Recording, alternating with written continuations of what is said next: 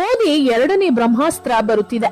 ಸಂವಿಧಾನದಲ್ಲಿರುವ article 30A ಅನ್ನು ತೆಗೆದುಹಾಕಲು ಮೋದಿ ಮತ್ತು ಅಮಿತ್ ಶಾ ಮುಂದಾಗಿದ್ದಾರೆ.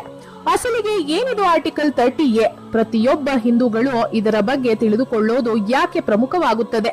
ಹೇಗೆ ಹಿಂದೂಗಳನ್ನು ಯಾಮಾರಿಸಿ ನೆಹರೂರವರು ಕ್ರಿಶ್ಚಿಯನ್ ಮತ್ತು ಇಸ್ಲಾಂ ಧರ್ಮಗಳಿಗೆ ಉಪಯೋಗವಾಗುವ ಹಾಗೆ ಈ ಆರ್ಟಿಕಲ್ 30 ತಂದಿದ್ದರು ತಿಳಿದರೆ ನೀವು ಜೀವನದಲ್ಲಿ ಕಾಂಗ್ರೆಸ್ಗೆ ವೋಟ್ ಹಾಕೋದೇ ಇಲ್ಲ.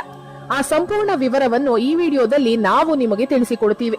ಅದಕ್ಕೂ ಮುನ್ನ ಮತ್ತೊಮ್ಮೆ ನರೇಂದ್ರ ಮೋದಿ ಅವರೇ ದೇಶದ ಪ್ರಧಾನಿಯಾಗಬೇಕು ಅಂತ ನಿಮಗೂ ಕೂಡ ಅನ್ಸಿದ್ರೆ ಈ ವಿಡಿಯೋವನ್ನ ತಪ್ಪದೆ ಲೈಕ್ ಮಾಡಿ ಸ್ನೇಹಿತರೆ. ಇನ್ನು ಸಂವಿಧಾನದಲ್ಲಿ ಈ ಆರ್ಟಿಕಲ್ 30A ಅನ್ನು ಬಾಬಾ ಸಾಹೇಬ್ ಅಂಬೇಡ್ಕರ್ ಬರೆದ ಸಂವಿಧಾನದಲ್ಲಿ ಇರಲಿಲ್ಲ.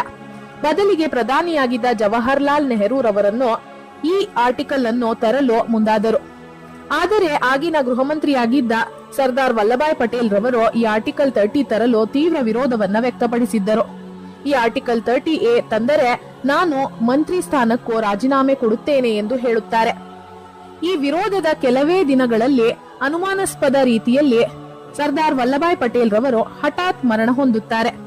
ಇನ್ನು ಸರ್ದಾರ್ ವಲ್ಲಭಾಯ್ ಪಟೇಲ್ ಕಾಲವಾದ ಕೆಲವೇ ದಿನಗಳಲ್ಲಿ ಈ ಕಾನೂನನ್ನು ಜಾರಿಗೆ ತರುತ್ತಾರೆ ಜವಾಹರ್ಲಾಲ್ ನೆಹರೂರವರು. ಏನು ಈ ಆರ್ಟಿಕಲ್ 30A ಅಂದರೆ ಹಿಂದೂಗಳು ತಮ್ಮ ಹಿಂದೂ ಧರ್ಮವನ್ನು ಬೋಧಿಸುವುದಕ್ಕೆ ಅವಕಾಶವಿರುವುದಿಲ್ಲ.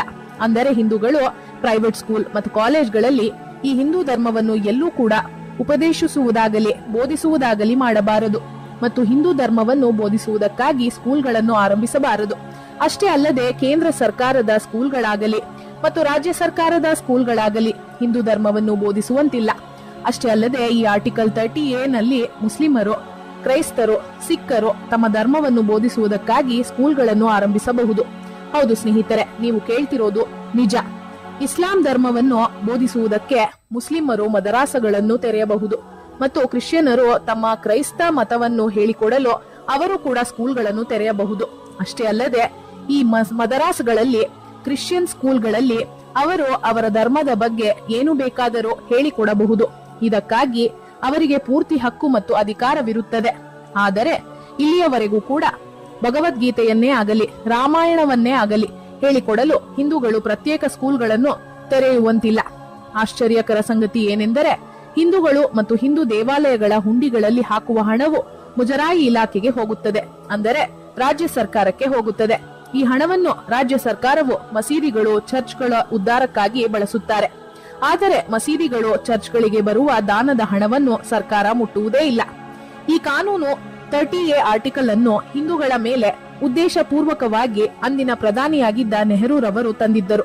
ಇದನ್ನು ತೆಗೆದುಹಾಕುವ ಧೈರ್ಯ ಮತ್ತು ಗುಂಡಿಗೆ ಇಲ್ಲಿಯವರೆಗೂ ಕೂಡ ಯಾವ ಪ್ರಧಾನಿಗೂ ಇರಲಿಲ್ಲ. ಆದರೆ ಈ ಕಾನೂನನ್ನು ತೆಗೆದುಹಾಕುವುದಾಗಿ ಮೋದಿ ಸರ್ಕಾರ ತೀರ್ಮಾನ ತೆಗೆದುಕೊಂಡಿದೆ.